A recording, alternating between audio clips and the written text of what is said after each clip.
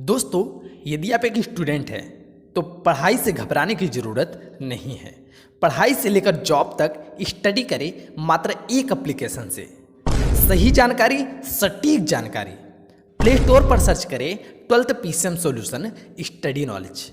इसमें आपको all board 9 to 12 and job की तैयारी विद ऑनलाइन टेस्ट, वो भी बिल्कुल फ्री।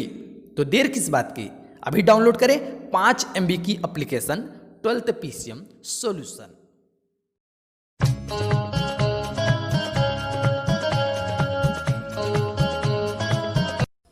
वेलकम, नमस्कार विद्यार्थियों।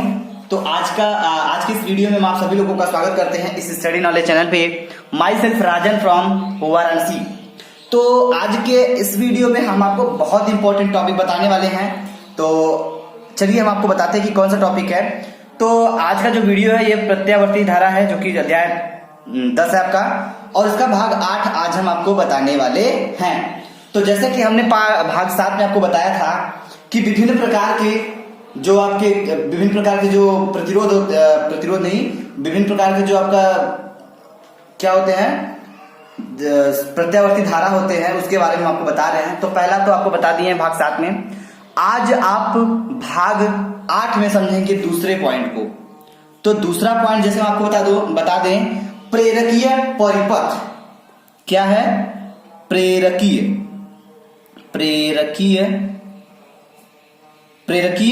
परिपथ।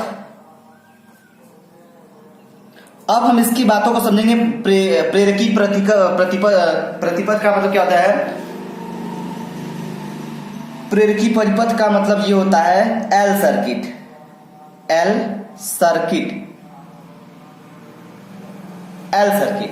ठीक है, तो एल सर्किट आज हम आपको बताने वाले हैं। तो एल सर्किट को समझने से पहले हम इसका फिगर ड्रा कर लेते हैं। थोड़ा फिगर आप लोग समझ लीजिए, उसके बाद हम आगे बात करेंगे। ठीक है, तो ये हो गया आपका फिगर, इसका ध्यान दीजिएगा।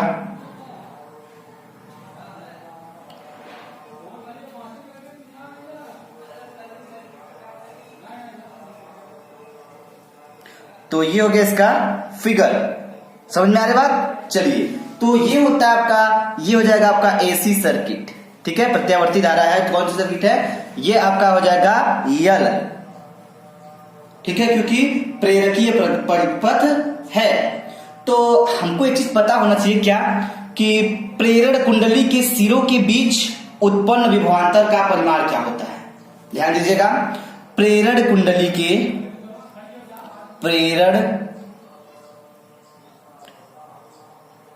ठीक है, प्रेरण कुंडली के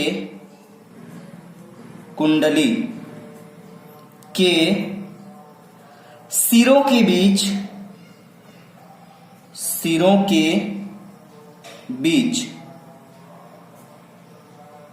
ठीक है, सिरों के बीच उत्पन्न विभवांतर का परिमाण, उत्पन्न ठीक है, विभवांतर का परिमाण, विभवांतर का परिमाण। तो एक चीज आप लोग यहां ध्यान देंगे, ध्यान देने वाली बात क्या है, जरा ध्यान दीजिएगा कि इसका जो सूत्र आएगा वो क्या होगा। एकदम बेसिक तरीके से समझिएगा क्या है सूत्र। ये सूत्र हो जाएगा V बराबर L DI बाई DT। क्या है, प्रेरकीय परिपथ है, तो यहां पे आपका VL हो जाएगा। VL बराबर L DI बाई DT। ये हो जाएगा हमारा इक्वेशन नंबर 1। समझ में आ रहा है बात, ये कहां से हुआ। चलिए हम आपको एक ग्राफ बताते हैं, ग्राफ पे समझाते हैं। तो समझिएगा, जैसे अगर ये ग्राफ ले लिया जाए, ठीक है, ये ग्राफ लिया जाए, ये जो है ये t को प्रदर्शित करता है, समय को, और ये मूल बिंदु आपका जो है ये आपको ये क्या दिखाता है, ये धारा को दिखा रहा है। ठीक है, तो ये जो y एक्सिस है ये धारा को दिखा रहा है, जो x एक्सिस है वो समय को दिखा रहा है। तो जो दिखा रहा है, एक चीज ध्यान दीजिएगा, ये जो है ये प्रत्यावर्ती धारा आपका यहां से ऐसे हुआ और ये ऐसे। समझिएगा, बिल्कुल ध्यान समझिएगा। ठीक है, यहाँ पे समझने वाली बात यही है, ये आपका हो जाएगा DI। तो देखिए DI बाई DT क्यों लिख रहे हैं, क्योंकि हम इस बिंदु से निकाल रहे हैं, तो डी आई ऊपर जाएगा तो डी आई बट्टे डी टी मतलब ये दूरी और ये दूरी, इसकी बात करें, D I by D T is equal to हो जाएगा आपका tan 90। tan 90 हो जाएगा नहीं, कैसे होगा देखिए ध्यान दीजिएगा, हम आपको समझाते हैं क्या कि डी आई का मतलब ऊपर वाला, ये जो है इसी बिंदु से बात कर रहे हैं, और डी टी मतलब ये वाला, ये दूरी डी है ना, तो D I by D T ये जो बन रहा है ये 90 एंगल का कोण बन रहा है, तो हम इसको tan 90 कहेंगे। और tan 90 का मान क्या होता है, tan 90 का मान इन्फिनिटी होता है, ये ध्यान दीजिएगा। समझ में आ रही बात ना। D I by D T अगर हम देखें तो डी आई ऊपर है, डी टी इधर है, तो डी आई डी टी बराबर 90 अंश बन रहा है कोण, तो ये कोण जाएगा 90 अंश, तो हम यहाँ यूज करेंगे tan 90। tan 90 का जो मान होता है tan 90 का, वो इनफाइनाइट होता है, यानी अनंत होता है। तो ध्यान दीजिएगा, वही हम लिखेंगे, क्या लिखेंगे, बिंदु ओ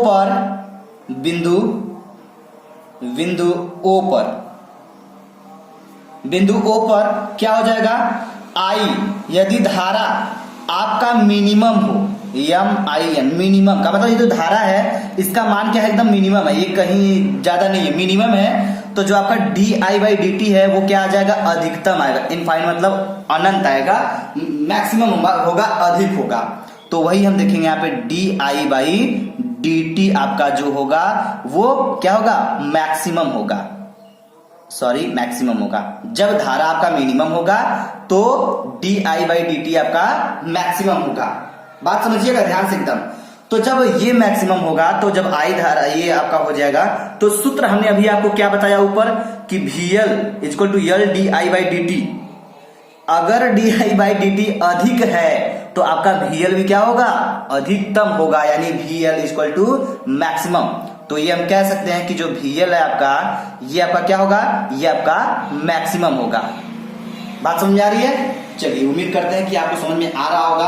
अब हम देखेंगे बिंदु ए पर, तो ध्यान दीजिएगा, बिंदु ए पर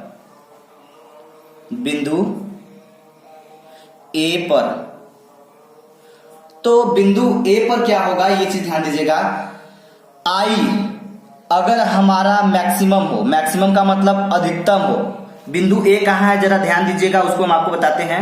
तो यहां पे ये जो बिंदु है, इसी बिंदु को हमने बिंदु ए मान लिया है। ये जो D I by D T लिखे हैं, तो हम इसके हिसाब से लिखे, इस बिंदु के।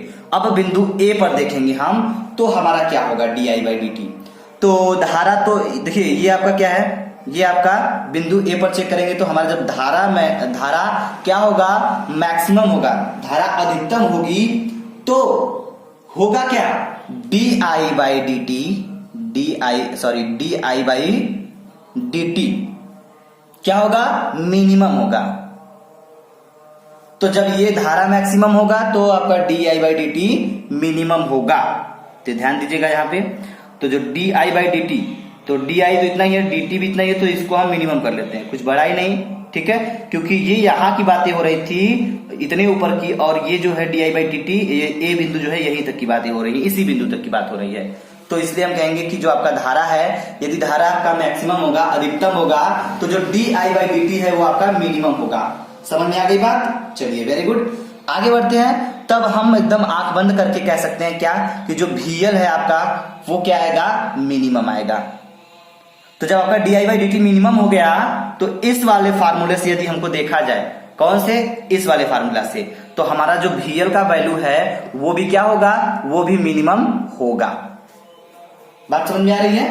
तो हम कहेंगे क्या कि जब ये निम्नतम हो जाएगा, तो हम कहेंगे अतः जो यल परिपथ है, आइए ध्यान दीजिएगा, यल परिपथ में धारा जो है वह क्या है, वह 90 अंश अग्रगामी है।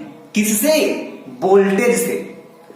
तो जो धारा है वह वोल्टेज से क्या है, 90 अंश अग्रगामी है। बात समझिएगा। चलिए तो हम लिख देते हैं कि जो धारा है, धारा क्या है, ये 90 एंगल है, 90 अंश अधिक है, किससे, वोल्टेज से। तो हम ये कहेंगे कि जो अतः परिपथ, यल परिपथ में क्या होगा कि जो वोल्टेज है धारा से 90 अंश अग्रगामी होगा। देखिए 90 एंगल क्या है, अधिक है, तो हम इसको 90 एंगल अग्रगामी कहेंगे। तो ध्यान दीजिएगा, हम वही लिखेंगे क्या कि अतः यल